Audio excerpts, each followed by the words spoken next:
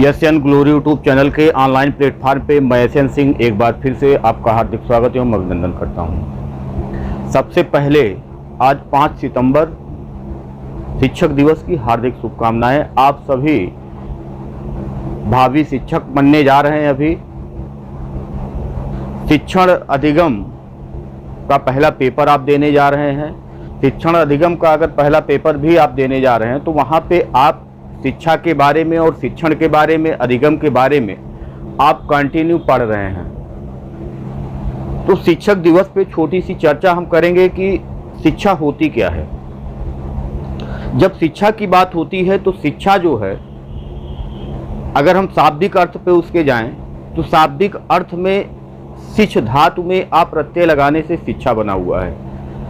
शिक्ष धातु का जो अर्थ होता है वह होता है सीखना और सिखाना, यानी सीखने और सिखाने की जो प्रक्रिया होती है उसी को हम शिक्षा कहते हैं। सीखने और सिखाने की जो प्रक्रिया होती है, तो सीखना भी है और सिखाना भी है, दोनों एक साथ चलते हैं। ऐसा नहीं है कि कोई टीचर जब बच्चों को पढ़ाता है, छात्रों को पढ़ाता है तो केवल उनको सिखाता है, ऐसा नहीं है। जब टीचर सिखाता है तो बच्चों से भी बहुत सारी चीज़ें वह सीखने का कार्य करता है। इसीलिए शिक्षा को या शिक्षण को भी आप कह लीजिए, शिक्षण भी शिक्ष धातु से ही बना हुआ है। तो दोनों सीखने और सिखाने की प्रक्रिया है। जितना हम बच्चों को सिखाते हैं उतना ही हम बच्चों से सीखते हैं। तो अगर हम बच्चों के गुरु हैं तो हमारे गुरु बच्चे भी हैं। अगर हम बच्चों के गुरु हैं तो बच्चे हमारे भी गुरु हैं, क्योंकि जिससे इस सृष्टि में, इस संसार में, इस दुनिया में जिससे भी हमने कुछ सीखा है उसको हम गुरु की संज्ञा दे सकते हैं। और जब शिक्षा सीखने और सिखाने की प्रक्रिया है तो निश्चित रूप से हम अगर कुछ सिखाते हैं तो कुछ सीखते भी हैं। तो शिक्षा अंतःक्रिया की अवस्था होती है, शिक्षण भी अंतःक्रिया की अवस्था होती है। जब छात्र और शिक्षक आपस में इंटरेक्ट करते हैं, आपस में अंतःक्रिया करते हैं, वह जो शिक्षण होता है, वह जो शिक्षा होता है, वह सबसे अच्छा माना जाता है। और जब तक दोनों को पर्याप्त अवसर नहीं मिलते हैं, हम इस लोकतांत्रिक भारत में जहाँ पे सबको समान अवसर उपलब्ध है, चाहे वो अभिव्यक्ति की हो, चाहे वह काम करने की हो, चाहे वह अन्य चीज़ों की अभिव्यक्ति हो, भारतीय संविधान ने हमको बहुत सारे अधिकार दिए हुए हैं। उन अधिकारों में जो लोकतंत्र है, लोकतांत्रिक प्रक्रिया जो है, उस लोकतांत्रिक प्रक्रिया में दोनों का समान महत्व है। ऐसा नहीं है अगर बच्चा नहीं रहेगा तो टीचर किसको पढ़ाएगा, अगर टीचर नहीं है तो बच्चा किससे पढ़ेगा। चाहे जितना हमारा जो ये आधुनिक युग है उसमें तकनीकी चाहे जितना प्रवेश कर जाए, आप देख रहे हैं कि ऑनलाइन माध्यम से कंटिन्यू शिक्षण कार्य हो रहा है, लेकिन क्या ऑनलाइन माध्यम जो है शिक्षा में जो तकनीकी आया, क्या वह टीचर का स्थान ले लेगा? नहीं, टीचर ही पढ़ाएगा तभी बच्चा पढ़ेगा, चाहे वो ऑनलाइन हो और चाहे वो ऑफलाइन हो। तो टीचर की महत्ता कभी ना कम हुई थी, ना कभी कम होगी। ऑनलाइन ऑफलाइन कितनी भी तकनीक हमारी आगे चली जाए, लेकिन ज़रूरत तो टीचर की ही होगी।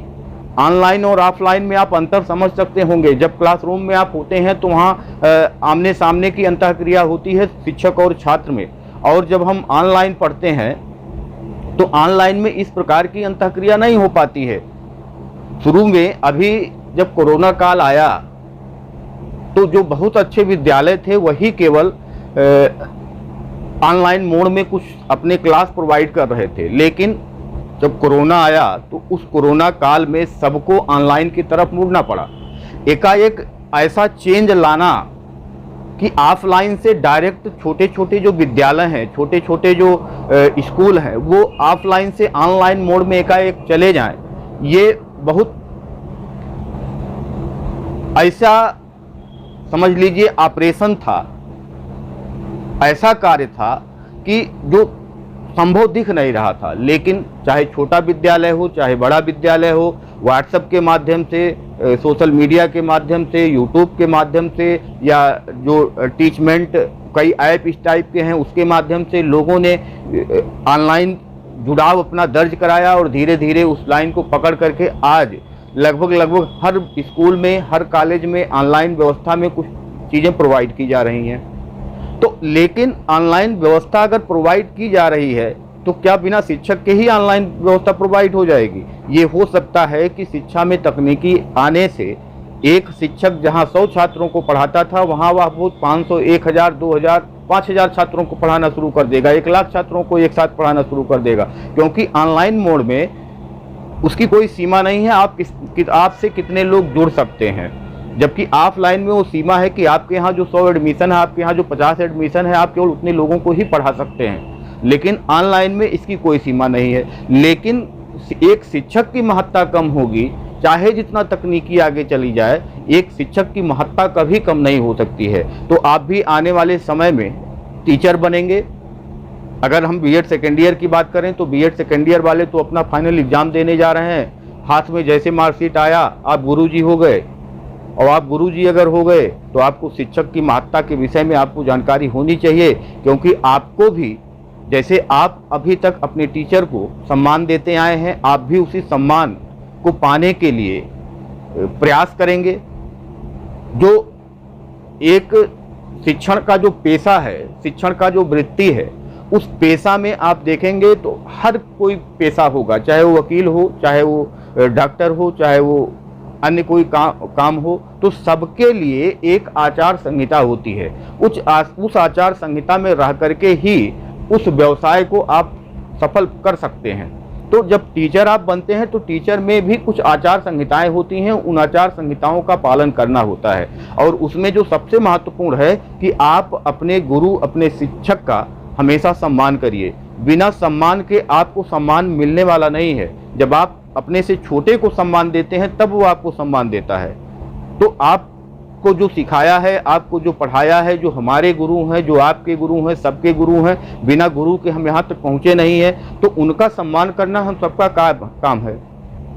तो शिक्षक दिवस के उपलक्ष्य में जितने भी लोग हमसे जुड़े हुए हैं, सबको हार्दिक बधाई, हार्दिक शुभकामनाएं। आप लोग भी शिक्षक बनिए और एक आदर्श शिक्षक का रूप ग्रहण करिए। आदर्श लोग आपको आदर्श माने, आप जैसा करते हैं वैसा लोग करने का प्रयास करें। आप अपने परिवार के लिए, अपने समाज के लिए, अपने देश के लिए एक आदर्श शिक्षक के रूप में स्थापित हों, यही हमारी शुभकामना है। आज शाम को 7 बजे फिर से लाइव आप आके जुड़िए, फिर से चर्चा होगी। आज हम चर्चा करेंगे शिक्षण विषयों से संबंधित जो इम्पोर्टेंट क्वेश्चन होते हैं उससे संबंधित हम कुछ चर्चा करेंगे।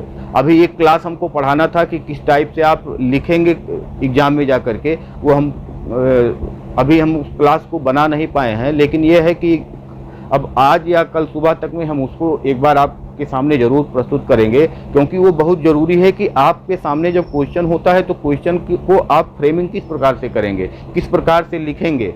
आपको कहा गया 1000 वर्ड में लिखिए, तो 1000 वर्ड में कई पेज लिखना है, कैसे लिखना है, कैसे आप आसानी से उतना पेज लिख सकते हैं। 1.5 घंटा ही समय है, 1.5 घंटे में आपको 500 वर्ड के 2 लिखने होंगे, और उसके बाद 1000 वर्ड का 1 लिखना होगा और 4 टिप्पणी लिखना होगा। तो आपको कुल मिला जुला के लगभग 2-2.5 हज़ार शब्द लिखने हैं। तो आप 1.5 घंटे में कैसे उसको पूरा कर पाएंगे, उससे संबंधित ही चर्चा हमको करनी थी। तो आज शाम तक या कल सुबह तक हम उस वीडियो को आप तक पहुंचाने का प्रयास करेंगे। शाम 7 बजे शिक्षण विषयों पे एक बार फिर से आज लाइव चर्चा होगी। शिक्षण विषय में किस प्रकार के प्रश्न आते हैं, किस प्रकार से उसकी तैयारी की जाए, तो आज शाम 7 बजे एक बार फिर आप हमसे जुड़िए। लाइव चूँकि अभी बहुत अच्छे से नहीं कर पा रहे हैं हम, लेकिन यह है कि थोड़ा बहुत भी जो हो जा रहा है उससे आप लोगों को लाभ जरूर मिलेगा। थोड़ा बहुत भी हो जा रहा है तो उससे आपको लाभ जरूर मिलेगा, कुछ ना कुछ चीज़ें उससे आपको सीखने के लिए मिलेंगी। तो शाम 7 बजे एक बार फिर से जो भी होगा उसके पास तक आप इस वीडियो को जरूर पहुंचाने का प्रयास करिएगा, जिससे 7 बजे अधिक से अधिक लोग जुड़ सकें और आपस में चर्चा हो सके। धन्यवाद, नमस्कार।